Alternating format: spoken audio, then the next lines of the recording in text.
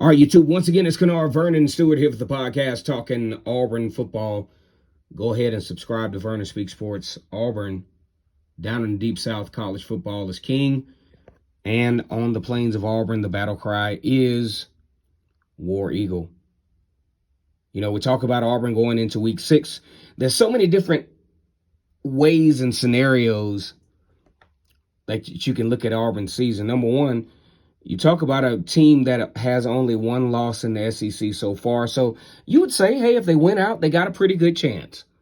But based on the way they have played so far, you could say, well, it's a statistical chance so far, but it might not pan out down the stretch, especially when you look at what Auburn has ahead, considering Georgia, Ole Miss, Mississippi State, Arkansas, all those guys down the stretch that can really make this thing way more complicated as it has been up to this point.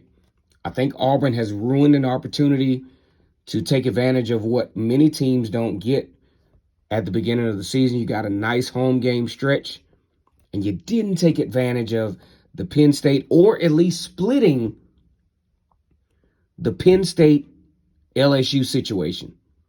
Preferably a loss to Penn State and a win against LSU still puts you in kind of the early running to make a say-so in how the SEC West is going to dictate, especially as teams are starting to fall off like your Texas A&Ms and those guys of the world that have fallen off, the $75 million 7-5 guy down at College Station. Then we take a look at Georgia. Georgia starts off with an overwhelming win over now number 11 Oregon, 49-3. I mean, we figured they would have beat Samford 33-0. I mean, that's fine. Beat South Carolina. Everybody thought at this point, week 3, Georgia are the world beaters of the SEC. Then you have Kent State that gave Georgia pretty much probably all they will ever have in a 39-22 loss. Kent State loses to Georgia. And then you got Missouri, who, I mean, they had the game won. Lost that game 26-22. You mount this thing to some significant injuries, especially along where Georgia's pretty strong at. The defensive line, Jalen Carter, I think, is an easy first-round pick. Top 10, easy. According to Kirby Smart, he will not be available for the game against Auburn. That gives Auburn some kind of advantage, and maybe that's why Brandon Council, who was a transfer lineman, maybe that's why he gets on media saying that Auburn might be able to push Georgia around. But we still have to remember Georgia's a well-recruited team and have a lot of great players on this football team. Stetson Bennett is going to be a factor as well. Even in his worst game, still had 300-plus yards. So we have to see where that goes. Now, looking at some in-game scenarios, especially on the road. Now, I know a lot of you all don't think like this. I'm going to just call this a deep dive. I think if Auburn has a chance to win the toss, I think they need to take the football in the first half. And I'm going to tell you why. The reason why I'll tell you why is because I don't want to give on the road, high consequence game, high pressure. I don't want to put Brian Harsin in a position to where he feels like he has to be too creative on the first drive of the second half. That's where he usually loses his football team. He tries these wide. I just don't understand why he's addicted to these end-around wide receiver passes. In 2 years, they haven't worked. As a matter of fact, in 2 years, they've proven to be catastrophic for the most part. Number two, if Auburn cannot, at this point, I'm not concerned who the running back is. But if Auburn can't get 120 yards out of one of their running backs, it's going to be not necessarily a blowout night, but it's going to be a very difficult night for the Auburn Tigers if they can't do that. I thought it was interesting. Excuse me.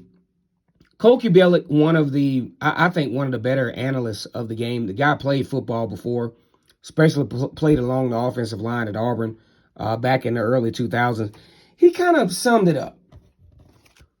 Auburn just doesn't have that bread and butter play. And I'm going to kind of break down what Cole Kubelic might have been talking about. He might not have been talking about this, but this is how I will analyze it as Kennard Vernon Stewart here for Vernon Speak Sports. See, in 2013, you knew when the chips are down, you had the run pass option with Nick Marshall and Trey Mason. And when the chips are down, against every team they played, it worked. And it worked to almost like unreasonable perfection. Had some options in 2014. Excuse me. Even in 2017, Auburn had some bread and butter situation and kind of told on them with the injury of Kerryon Johnson. That was their bread and butter, and that's probably why they fell apart late down the stretch after beating number ones week consecutive, beating Georgia, then beating Alabama, and then, just kind of falling apart because your bread and butter is gone. Where is the bread and butter for Auburn? Who is it? Who is your main receiver? We don't know. You don't know. Who's the go-to running back? The fans are going to blame the offensive line, so we don't know. What is the play on third down that you can just about almost be rest assured that it's going to work most of the time? We don't know. And that's where Auburn is at this point. So Auburn goes to Athens, a place that they have not won since 2005. And Vegas says they have absolutely no chance to win it this time, making Auburn a more than 20-point underdog on the road. Now, a lot of folks will say, well, hey, this is absolutely disrespectful. You're going to pick Auburn to lose by 20 points, and Georgia hasn't scored over 40 points in the last 2 weeks against teams that would be thought to be menial opponents. Maybe Vegas knows something that we don't know, or maybe Vegas is trying to bait some bettors, and I think that's what they're trying to do. Now, I don't think the point spread will happen at all. You got Stetson Bennett at quarterback. He's not necessarily struggling, but I just don't see a blowout, especially how well the defense is for Auburn is starting to kind of come around a little bit. Had a decent outing against LSU, more than enough performance to win the game. And we're going to look real quick at the current spread. I'm going to pull this up real quick. I think this is pretty interesting. Las Vegas, it really has amazed me this week in this point spread. Let's see what the latest is of this 3:30 football game that thankfully Gary Danielson will not be calling this game. I don't know. I just, in high consequence games for Auburn, I don't know. I just don't like when Gary Danielson calls the game. But either way, Auburn has a 6.1% chance to win this football game. Now, a crazy point spread. So you have an over-under of 29.5. 29.5. Well, you have a spread of 29.5. You have a team that averages for Georgia 39 points per game. And some of their best production is not against their best competition. You have Auburn, who rightfully so just has not done a good job moving the football.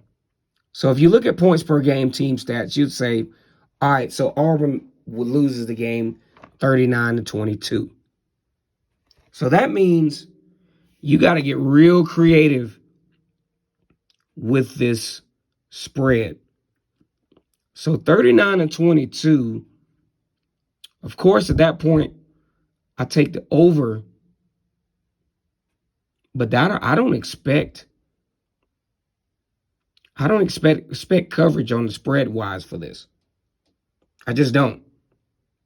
So, with that in mind, it's prediction time. Auburn on the road. Robbie Ashford, first road game, very difficult situation. He will commit a turnover.